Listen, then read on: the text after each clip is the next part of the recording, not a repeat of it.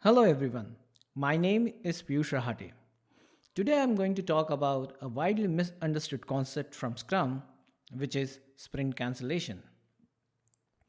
Recently, I came across terms such as sprint destruction, sprint abandonment, sprint rejection, and even sprint sabotage. I had no clue what they meant, but soon realized they all referred to sprint cancellation. However, with the incorrect choice of words, the interpretation as well was incorrect. So I decided to make this quick video and clarify some concepts around sprint cancellation. Before we understand about sprint cancellation, let us be on same page about what a sprint is. A sprint in Scrum is a time-boxed event of 1 month or less, during which a potentially releasable done increment is created. Every sprint has a goal, a flexible plan, the work associated with it, and a resultant increment. Now that we are on the same page about sprint, let us address what can lead to cancellation of a sprint. Is it because the development team does not have the skills or lacks the expertise? Or could it be because the requirements were not clear or the scope has changed? Absolutely not. These could be contributing factors but not the reason to cancel the sprint. In such situations, as a professional, I would always expect the team to find possible workarounds to meet the sprint goal. Okay, then when is a sprint cancelled?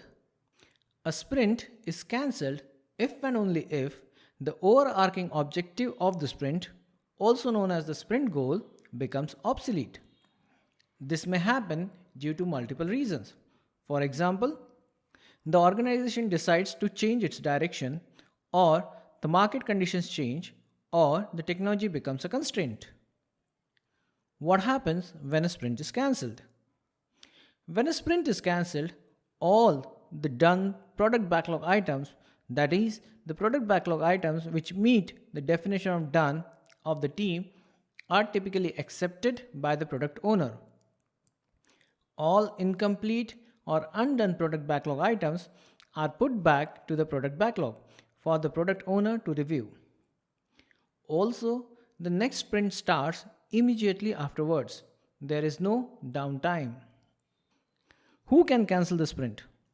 Only and only the product owner has the authority to cancel the sprint.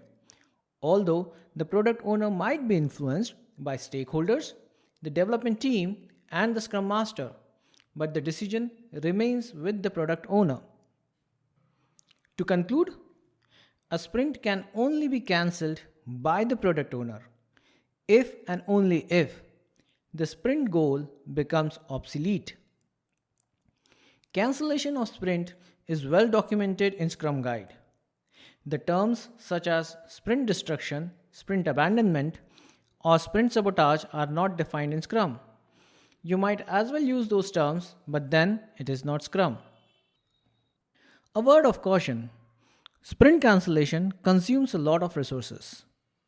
Since the duration of a sprint is typically very short, it seldom makes sense to cancel a sprint.